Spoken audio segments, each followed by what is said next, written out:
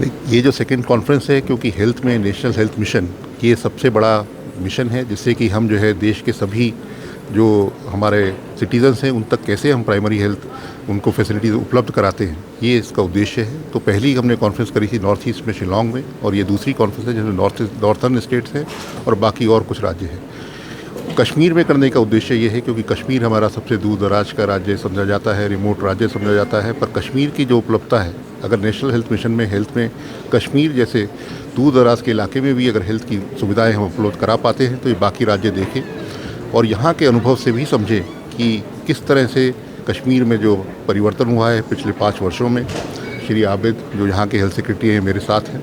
अब यहाँ कल जो हमारी टीम गई उन्होंने कुछ देखा कि यहाँ पर कुछ प्राइमरी हेल्थ सेंटर ऐसे भी हैं जो कि 24/7 मतलब कि 24 घंटे चलते हैं, 3 शिफ्ट में वहाँ पर डॉक्टर उपलब्ध हैं। अब ये मैंने यहाँ जो राज्य हैं उनको भी बताया कि ऐसा मेरे ख्याल से कोई राज्य ऐसा नहीं होगा देश में जहाँ पर 24 घंटे प्राइमरी हेल्थ सेंटर चल रहे हों।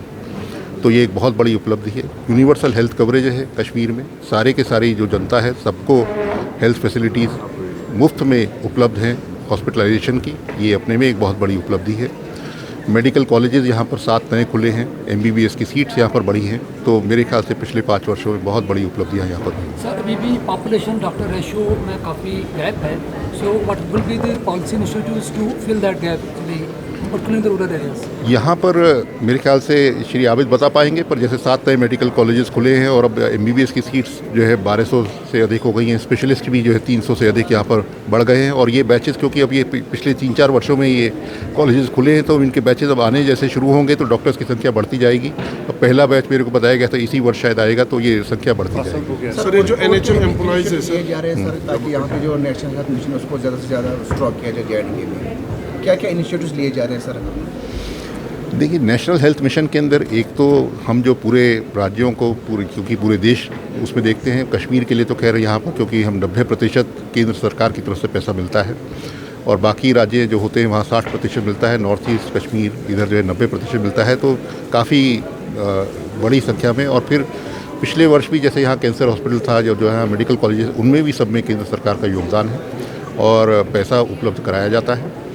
और अब पिछले वर्ष जैसे यहाँ खर्चा पूरा हुआ था, पर बाद में केंद्र सरकार में थोड़ा बजट की कमी आई थी, तो हम पूरा पैसा शायद नहीं उपलब्ध करा पाए थे। पर मैं इस बार आश्वासन देता हूँ कि बजट की हम कोई कमी नहीं होने देंगे, जितना यहाँ पैसा खर्चा होगा पूरा का पूरा बजट उपलब्ध कराया जाएगा। सर, जम्मू कश्मीर में जो NHM एम्प्लॉइज है, जो मैन पावर है, उनके लिए क्या कुछ बेनिफिट्स रखेगा और क्या कुछ बेहतरी उनके लिए आएगी? एम्प्लॉइज़ तो स्टेट गवर्नमेंट के रहते हैं, तो ये विषय स्टेट गवर्नमेंट का है, केंद्र सरकार का नहीं है। सर, प्राइवेट हेल्थ केयर यहाँ पे बहुत कम है, जैसा आपने भी बताया है, तो क्या गवर्नमेंट इंडिया की पॉलिसी इनिशिएटिव रहेगी कि ताकि यहाँ पे जो है प्राइवेट जो हेल्थ केयर है वो ये हेल्थ इंफ्रास्ट्रक्चर यहाँ क्रिएट हो जाए?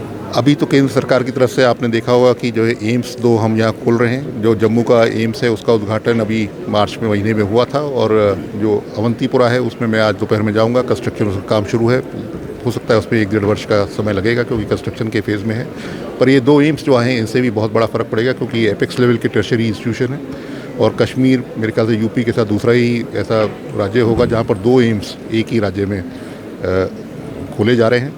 और प्राइवेट तो ऐसा है कि क्योंकि यहाँ पर जैसे जैसे हमारा ये प्रधानमंत्री जन आरोग्य योजना है, अब उसमें जिस तरह से लोग आते हैं यहाँ पर खर्चा होता है, तो जैसे लोगों को बेनिफिट दिखेगा उसके अंदर और लोग आते रहेंगे। कुछ डिग्निटरी से हमने यहाँ पे बात की, उनका कहना है कि ये ज़्यादा से ज़्यादा कॉन्फ्रेंस कश्मीर में होनी चाहिए क्योंकि जो मेडिकल एजुकेशन है या मेडिकल फैसिलिटी है वो ज़्यादा से ज़्यादा इम्प्लीमेंट हो। ये NHM की कॉन्फ्रेंस है, आगे और भी कॉन्फ्रेंस करते रहेंगे। चलिए, ठीक है, थैंक यू।